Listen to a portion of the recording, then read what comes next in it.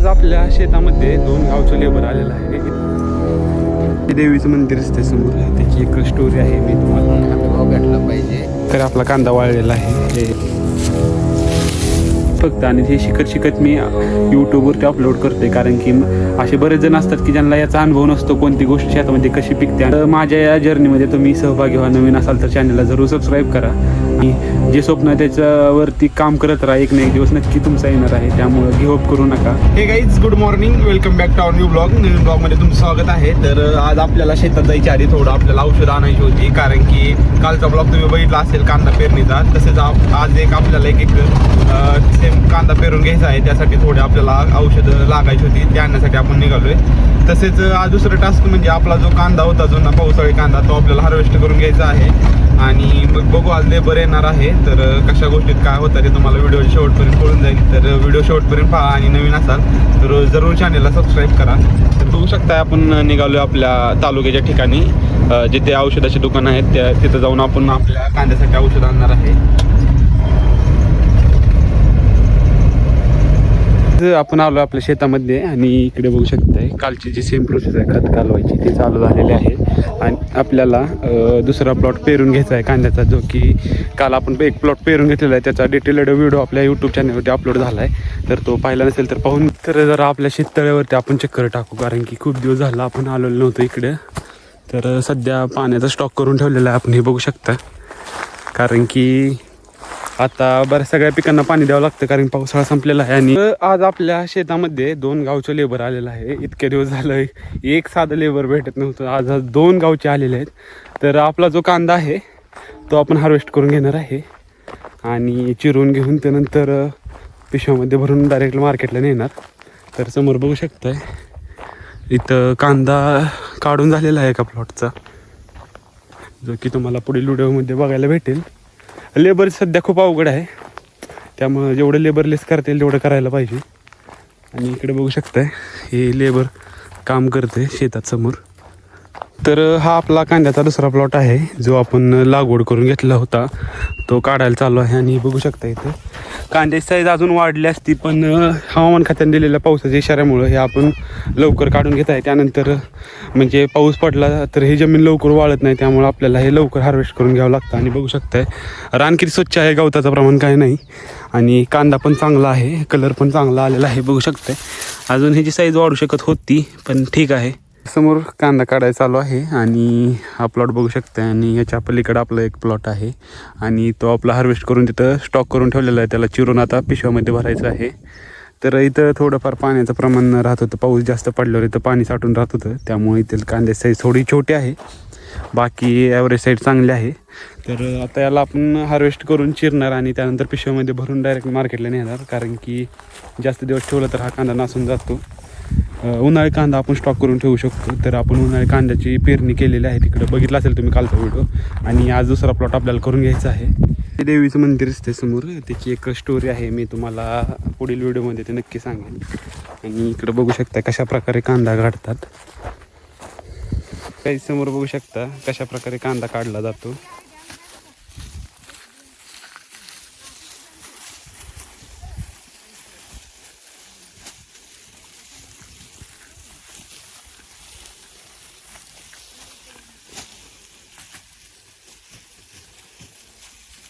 आत्ता कांद्याचा भाव चालू आहे 30 ते 40 रुपये प्रति किलो, म्हणजे साधारणतः 3 ते 4 हजार रुपये प्रति क्विंटल.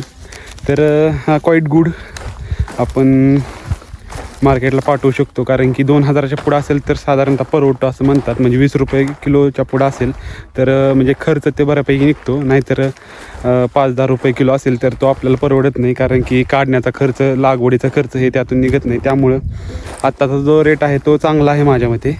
म्हणजे माझ्या मते म्हणण्यापेक्षा जे वरिष्ठ लोक असतात, जाणकार असतात, त्यांच्या मते हा ठीक आहे रेट.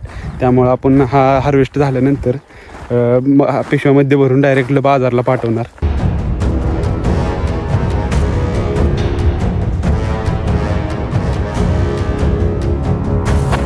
तर गाईज आपल्या शेतामध्ये आज वर्कर आलेले आहेत, खूप दिवसानंतर ते भेटलेले आहेत. आपण त्यांच्याकडनंच कंडिशन जाणून घेऊ की अशी का परिस्थिती, आणि हे प्रत्येक ठिकाणी जातात तर शेतकऱ्याची काय कंडिशन आहे आणि कोणत्या पिकाला भाव आहे. तर मला सांगत आहे, तुम्ही प्रत्येक ठिकाणी जाता तर शेतीची काय परिस्थिती आहे सध्या, म्हणजे भाव आहे का नाही कशाला काय तुम्ही? कांद्याला भाव नाही.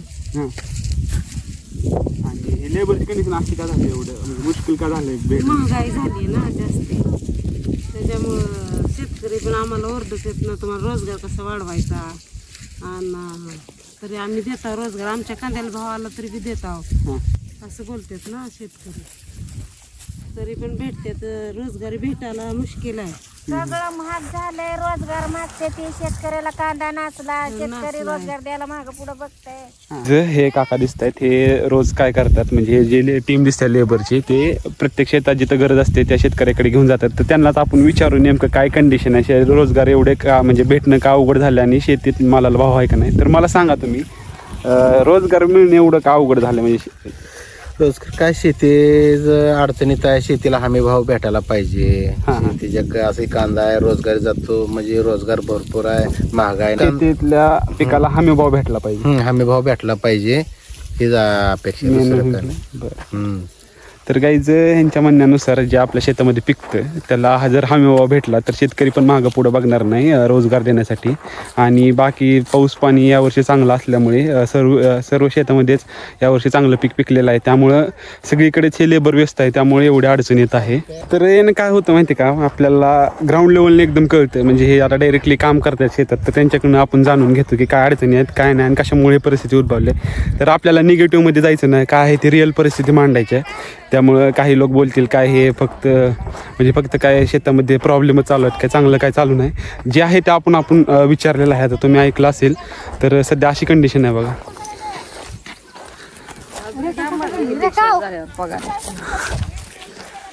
तर हे अशा प्रकारे इथं थोडाफार ब्रेक घेऊन नंतर कामाला चालू करतात, हे बघू शकता तुम्ही. तर हे आत्ता पहिल्यांदा कांदे काढून एका ठिकाणी ठेवतात, त्यानंतर ते कांदे चिरतात आणि मग एखाद दुसरं ऊन देऊन त्याला आपण डायरेक्ट पिशव्यामध्ये भरून डायरेक्ट बाजारला पाठवतो.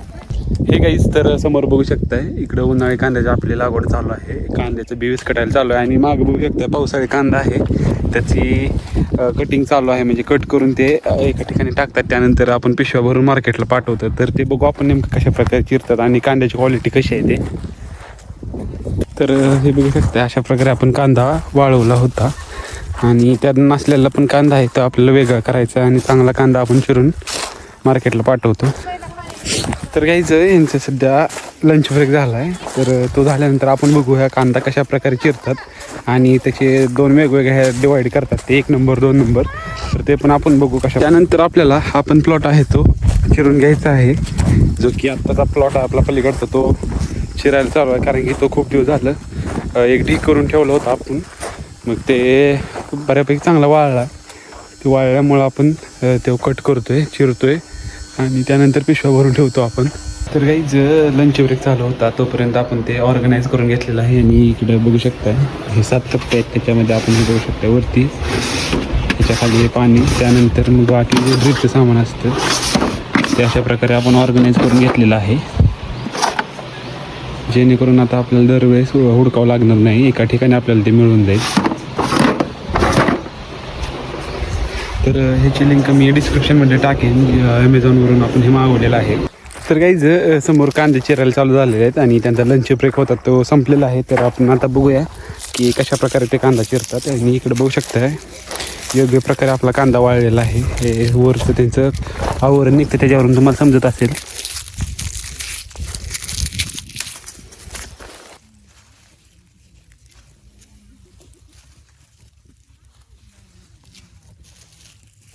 ही कांदा 3 नंबर कांदा म्हणून ही होता, मग दुसऱ्यांचा 1 नंबर कांदा, ते काकाचा 3 नंबर कांदा होता. पावसानं असला कांदा आलाय आता, म्हणजे पावसामुळे खराब झाला आहे कांदा.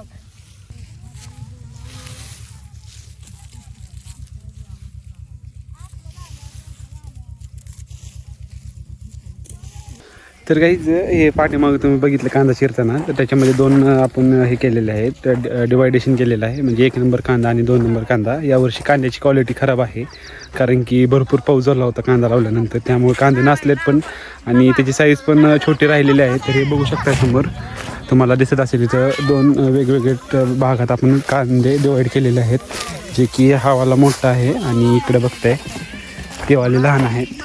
ते आपण 2 नंबरमध्ये काढतो आणि हे आहे ते 1 नंबरमध्ये काढतो. तर समोर तुम्हाला दिसतं हे 1 नंबर 2 नंबर आणि हा नासलेला कांदा आहे जो की आपण शेतामध्येच ठेवतो त्याला आणि त्यानंतर शेताची मशागत करताना तो आपण रोटरून टाकतो जेणेकरून त्याचा खत चांगला होतो.